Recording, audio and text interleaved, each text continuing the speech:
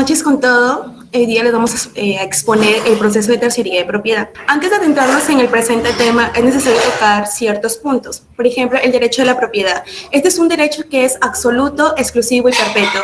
Se dice que es absoluto porque le confiere al titular ciertas facultades de usar, disfrutar y disponer. Es exclusivo porque no deja espacio para otro titular, es decir, tan solo va a haber un titular. Y es perpetuo porque dura mucho tiempo. De acuerdo al autor Barsi, nos dice que el derecho a la propiedad nos da unos ciertos derechos.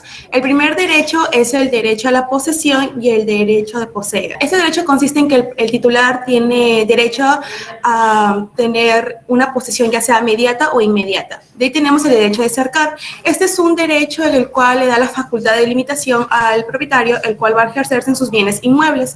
De ahí tenemos el derecho de cortar ramas y raíces de un predio.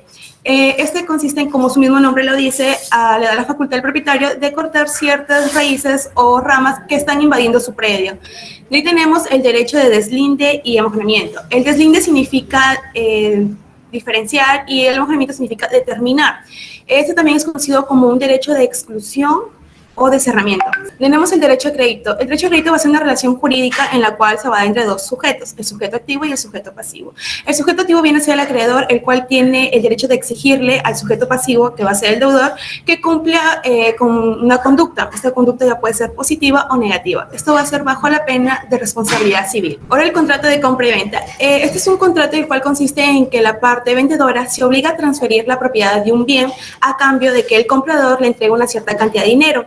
El contrato de compra y venta es muy importante en su clase debido a que es un contrato de tipo de transactivo de dominio y además es una forma moderna de la cual se puede adquirir riqueza. Bien, tenemos la transferencia de propiedad de un bien mueble y de un bien inmueble. En lo que es el bien inmueble, la transferencia se va a sustentar a través de un título y de la tradición. El título va a ser aquel acto jurídico mediante el cual se va a establecer la obligación de enajenar. Esto se va a dar entre un acuerdo entre ambas partes. Y de ahí tenemos la tradición, que viene a ser aquel acto mediante el cual se transmite la propiedad. Y tenemos la transferencia de propiedad de un bien inmueble. Este viene a ser, de acuerdo a Juan y a Francisco Albendaño, estos autores nos dicen que el contrato en sí no transmite la propiedad, sino que va a ser la obligación de enajenar. Esto se va a originar a partir de un acuerdo entre las partes. Por lo tanto, se puede decir que el contrato va a servir para establecer dicha obligación de enajenar, la cual va a transmitir el bien inmueble. Bien, ahora tenemos el concepto de tercería de propiedad. La tercería de propiedad va a ser aquella acción la cual la va a ejercer una persona que es propietaria de ciertos bienes, los cuales se han visto afectados por ser considerados bienes de otra persona, la cual se encuentra en un proceso de ejecución coactiva. Es por ello que la persona que se está viendo afectada tiene la necesidad de recurrir ante el ejecutor coactivo, el cual le va a tener que hacer llegar información que va a demostrar que él es el dueño del bien inmueble. ¿Para qué sirve tercería? Esto sirve para que la persona a la cual que pasa por esta situación pueda valerse la tercería de propiedad y la cual esto va a permitir que salgan desafectados sus bienes de dicho proceso. Sí, ahora le doy paso a mi compañera Jennifer, que continuará con la exposición. Ok, ahora les voy a explicar del fundamento de la tercería de propiedad, que está estipulado en el artículo 533 del Código Procesal Civil.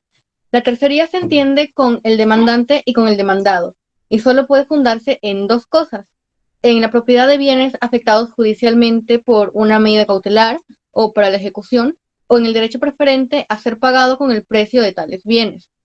Además de ello, puede fundarse en la propiedad de bienes afectados con garantías reales, siempre y cuando el derecho del tercerista haya sido inscrito con anterioridad a dicha afectación. Para poder entender mejor lo que acabo de decir, tenemos que analizar los siguientes términos: la medida cautelar, la ejecución forzada y las garantías reales.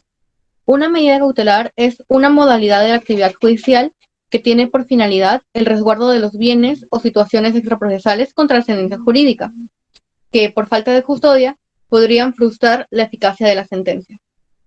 Por otro lado, la ejecución forzada consiste en imponer de forma obligatoria a una persona, el ejecutado, el cumplimiento de una serie de deberes que no cumplió. Tanto la medida cautelar como la ejecución forzada se dan en un proceso de ejecución coactiva en el cual el tercerista no forma parte. La diferencia es que en la medida cautelar se da antes de tener una sentencia, como una especie de prevención en caso de que luego el demandado no quiera cumplir con como lo que estipula la sentencia, y la ejecución forzada ya se da después de una sentencia, cuando ya hay una obligación de carácter vinculante estipulada por un juez y aún así el demandado no quiere devolver el bien. Ambas medidas se encargan de incautar el bien que es propiedad del tercerista y este reacciona interponiendo una garantía real.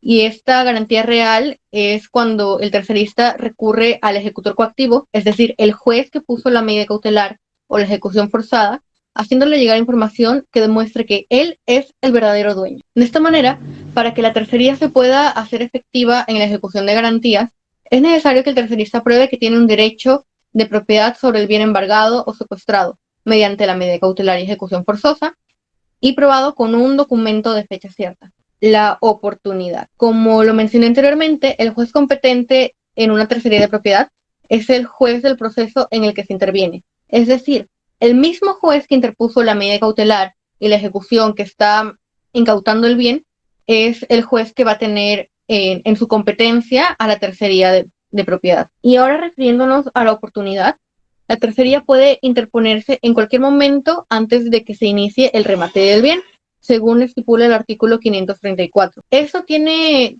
dos interpretaciones, ¿no? Porque unos podrían decir que la tercería se puede interponer hasta antes de iniciarse los actos procesales tendientes al remate. Pero por otro lado también podría entenderse que se puede presentar hasta el acto de expropiación mismo, es decir, el remate efectivo.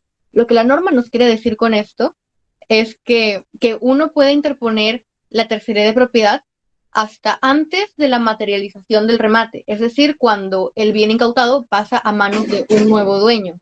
Cuando recién se están iniciando los actos procesales de un futuro remate, de que luego se va a pasar a un nuevo dueño, bueno, aún no vence el plazo y la persona todavía puede interponer su tercería de propiedad. La inadmisibilidad de la tercería de propiedad está estipulado en el artículo 535. Este nos dice que la demanda de tercería no será admitida si no reúne con los requisitos del artículo 424, que estos son los típicos requisitos que debe tener toda demanda, como designar al juez, fundamentos de hecho y de derecho, y todos esos requisitos básicos. Y de manera especial, el demandante debe probar su derecho con un documento público o privado de fecha cierta, y en su defecto, si no da garantía suficiente a criterio del juez para responder por los daños y perjuicios que pueda significar la tercería. Pero cabe aclarar que estos requisitos no son requisitos de procedencia, sino nada más de admisibilidad, puesto que si una persona interpone su demanda y le faltan estos documentos, el juez debe otorgarle un plazo para que pueda subsanarlos, pero no por esto debe declararse improcedente esa demanda. Anexos especiales establecidos. Como lo mencioné antes, la norma es clara al exigir como mínimo para admitir la demanda el documento público o privado de fecha cierta. El documento público es expedido por un funcionario público o notario en el ejercicio de sus funciones, mientras que el segundo es constituido por particulares, pero siempre que tenga fecha cierta. Entonces, ¿cómo es que un documento privado hecho por cualquier particular puede adquirir la calidad de fecha cierta? Nos dice el artículo 245 del Código Procesal Civil que un documento privado adquiere fecha cierta y produce eficacia jurídica como tal desde la muerte del otorgante, desde la presentación del documento ante un funcionario público, desde su presentación ante un notario público para que pueda certificar y legalizar las firmas, la difusión de este documento a través de un medio público en fecha determinada o determinable y otros casos análogos. En estos casos análogos ya queda a criterio del juez cómo es que pueda considerarse la fecha cierta, utilizando medios técnicos que le puedan producir convicción. Entonces, decimos que cuando un documento privado ha cumplido con todos estos requisitos, adquiere la calidad de documento de fecha cierta. Entonces, ya se podría utilizar como un medio probatorio indispensable para este proceso de tercería. Ahora vamos a hablar de lo que es la connivencia y la malicia. Primero tenemos que tener claro que la connivencia es un acuerdo entre dos partes y la malicia es la intención oculta de perjudicar a alguien. Si se prueba la connivencia entre el tercerista y el demandado, se interpondrá a ambos y a sus abogados solidariamente una multa no menor de 5 ni mayor de 20 URP. más la indemnización de daños y perjuicios y de costos y costos del proceso. Además de ello, el juez remitirá al Ministerio Público copia certificada de los actuados pertinentes para el ejercicio de la acción penal correspondiente. Las mismas sanciones se le impondrá a quien haya solicitado y ejecutado maliciosamente una medida cautelar. Se establece una sanción para la parte que interpone la tercería con la única finalidad de afectar el derecho de crédito del demandante y que alarga innecesariamente el proceso. ¿Por qué? Porque produce pérdidas económicas y evita la recuperación rápida del crédito. Está interfiriendo con los derechos de otra persona. Las consecuencias de esta connivencia y malicia son una multa que va a variar desde los 5 hasta los 20 URP y también la indemnización de daños y perjuicios, ya dependiendo del criterio del juez, de qué tanto costaba el bien y qué tanto lo amerita el asunto y el caso en particular. Y como siempre, los costos y costas del proceso. Y como ya lo mencioné, estas sanciones también se van a imponer a quien haya ejecutado de la misma forma una medida cautelar, con el objetivo de perjudicar a otra persona. Siguiente diapositiva, por favor. Ahora vamos a hablar del procedimiento de una tercería de propiedad. De acuerdo a lo establecido al inciso 5 del artículo 486 del Código Procesal Civil, la tercería se tramita en un proceso abreviado y contencioso y tiene una duración intermedia, claro. Inicia con una demanda, luego se dan 10 días para poder realizar la contestación de la demanda. Después de 10 días se da el auto de saneamiento, luego de 20 días se da la audiencia de pruebas y finalmente, luego de 25 días, se da la sentencia. Ahora vamos a ver qué efectos tiene la tercería. Depende de en qué etapa del proceso nos encontramos, se puede ver dos efectos. Lo primero es los efectos de la admisión de la tercería. La admisión de la demanda de tercería produce la suspensión del proceso si estuviera en etapa de ejecución. Si es que no se encuentra en la etapa de ejecución, entonces no se produce esta detención del proceso. Y cuando me digo el proceso, me refiero al proceso de la medida cautelar y la ejecución en la cual se le está incautando el bien. Cuando una demanda de tercería es admitida, se suspende el proceso que buscaba incautar ese bien. Después, efectos de la estimación en la sentencia de la demanda de tercería.